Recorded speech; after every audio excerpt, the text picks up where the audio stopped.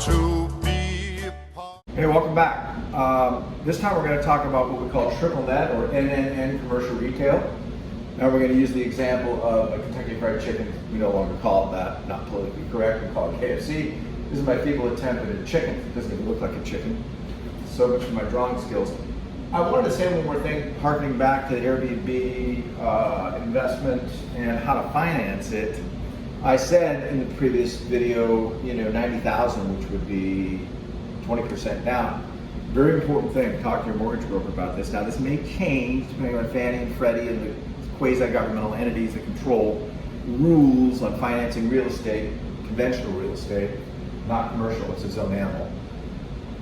You can do what's called second home financing, which means you only have to put 10% down. Okay, so ask your mortgage broker about that, because not everybody's got 90,000 lying around, or it takes a long time to save 90,000.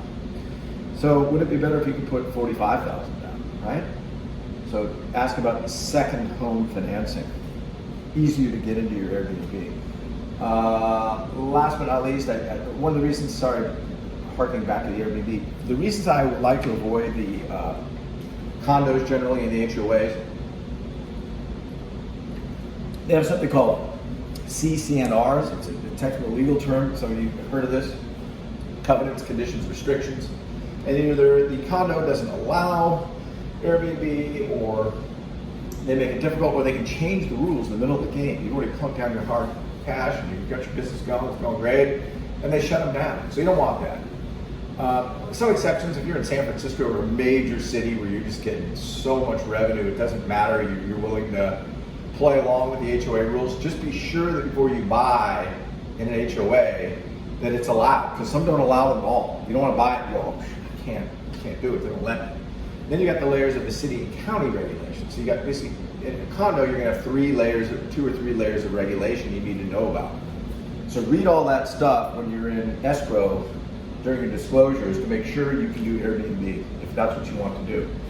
All right, so triple net commercial, kind of fell into this by accident too. I had some partners that got into one, really liked it a lot. This is great for no headaches. Because if you have a long-term rental, tenants are sometimes going to call you, the air conditioning's out, the toilet's backed up, the sink, this and that. Airbnbs, we don't have any towels, the toilet paper's out, blah, blah, blah. You got to stay up on all that stuff. There's a lot of, sometimes interaction. You'll get your systems in place, you'll have your boots on the ground, you'll have systems that take care of all this stuff so that those issues don't come up that often on a long-term rental or short-term rental. But here in the triple net, you don't have that problem at all. So what are we talking about? Do you own the Kentucky Fried Chicken restaurant? No, you don't. That's owned by a franchisee or franchisor, whatever the case. And what you want to look for, obviously location is important, but like if anything else, the better located fast food restaurants are paying you more money. So you might not be able to start, you might have to start in like what I call tertiary market, kind of an outlying area. One of the first ones I did is in Dearborn, Michigan. I had never been there, jumped on a plane, went over there, looked at it, liked what I saw, liked the numbers, did the deal. It's great, love it. And I've acquired, 3 or 4 other ones now, all different ones. I've got Pizza Hut, KFC, Wendy's, and Burger King out near Memphis. So what you want to look for is a really strong financial franchisor. So for example, my KFC franchisee is like the largest KFC owner in the United States. They have like 1,000 some odd units. My Burger King people, Carol's Foods, one of the major players, one of the biggest owners of Burger Kings in the United States. You want that. You want that for yourself because you want security to know they're going to make the payments on the lease. And you want that for your lender because your lender wants to know you're dealing with someone that's significant and that is got a track record. So then, usually these, you can get as low as like $500,000, but like anything else, the more you pay, the better the location, the better the tenant, the better the lease, usually things like that.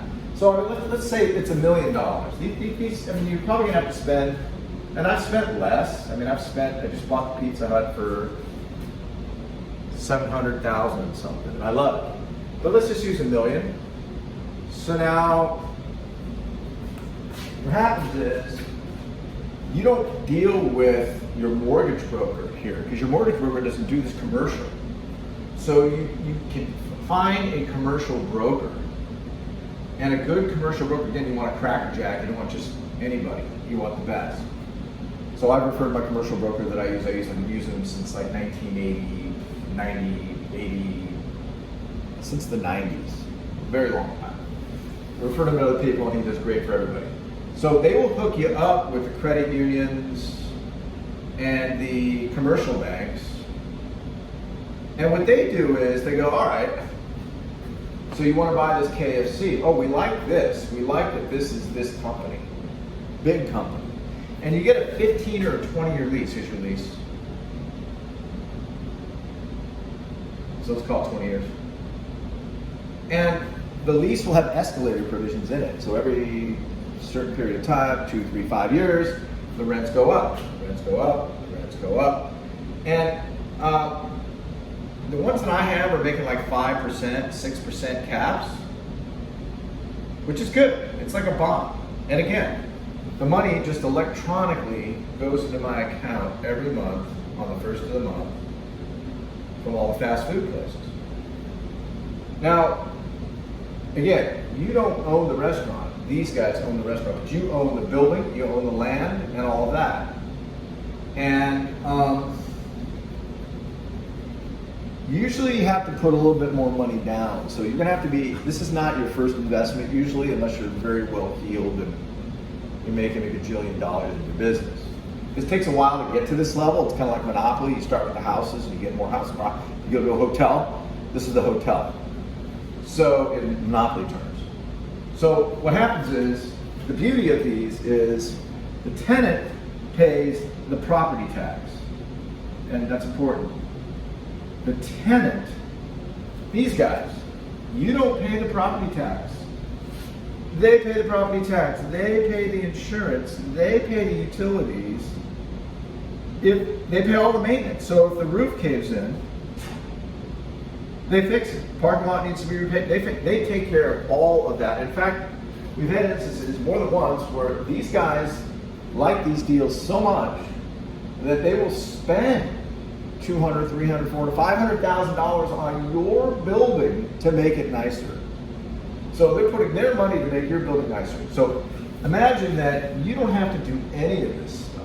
All you really need to do, once you own that, now you gotta go, the fun part is when you go, maybe you're an escrow, you gotta go get like a chicken sandwich or something.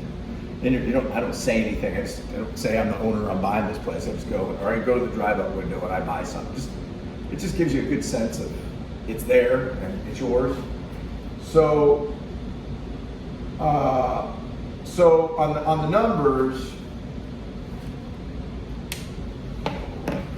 just a few more things here. On the numbers,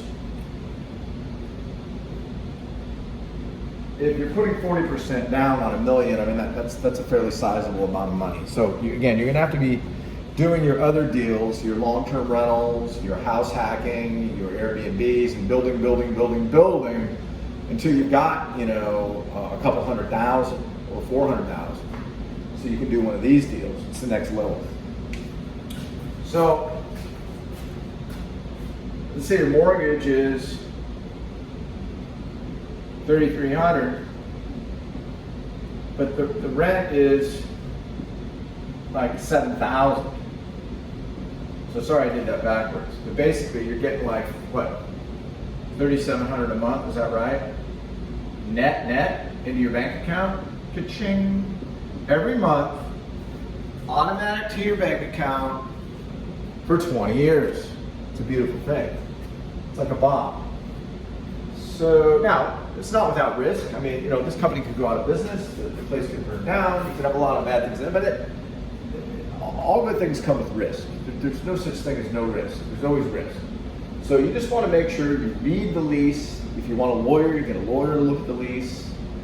You check out your franchising, your franchisor. You go to inspect the building, see what it looks like. Run your numbers, make sure the mortgage, everything you can afford, and then you do the deal. As far as having to deal with any problems, it's almost never. So in fact, here's me.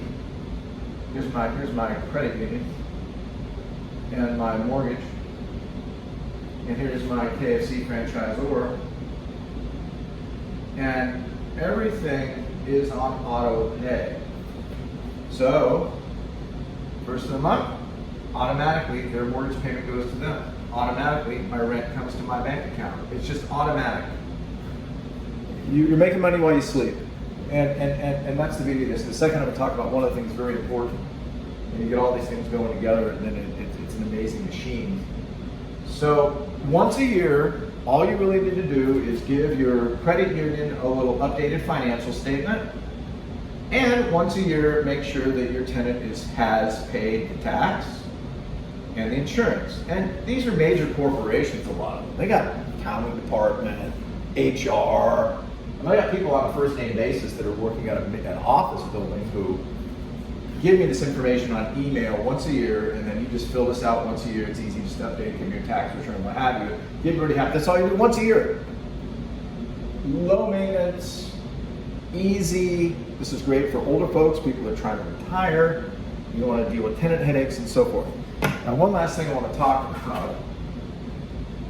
And when you finally get to where you keep plugging away, you keep following these fundamentals, and you keep looking at real estate all the time, and you're working with your agent and your mortgage broker and your commercial broker all the time, and you're making offers all the time. Those are contingent offers.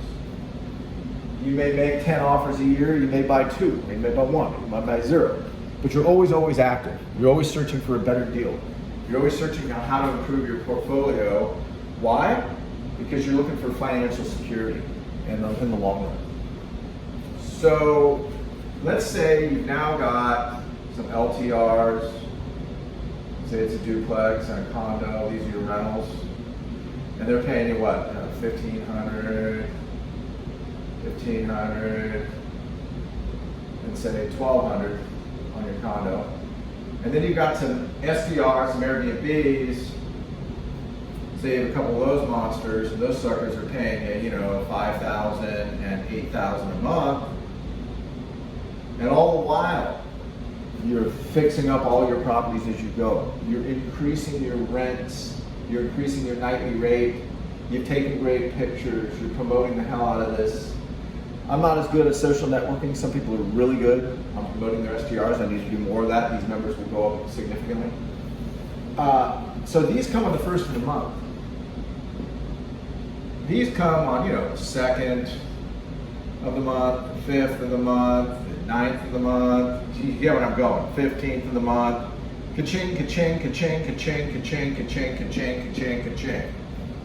Okay, that's how you get $5,000 and $8,000 a month, because these people are paying high rates for their vacations. Just what people do. And then you add in the triple net. These are like your bond. It's called your KFC.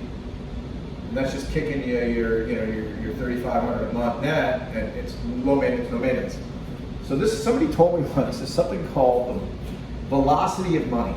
They call it VOM, the velocity of money. So when you get to this level, and there's higher levels, there's people that know far more than I could ever tell you, that that take this stuff and they go into like big hotels and office buildings and skyscrapers, Donald Trump, etc. kind of level, kind of beautiful. But this is a good place to be too. So what happens is you're getting these on the first of the month.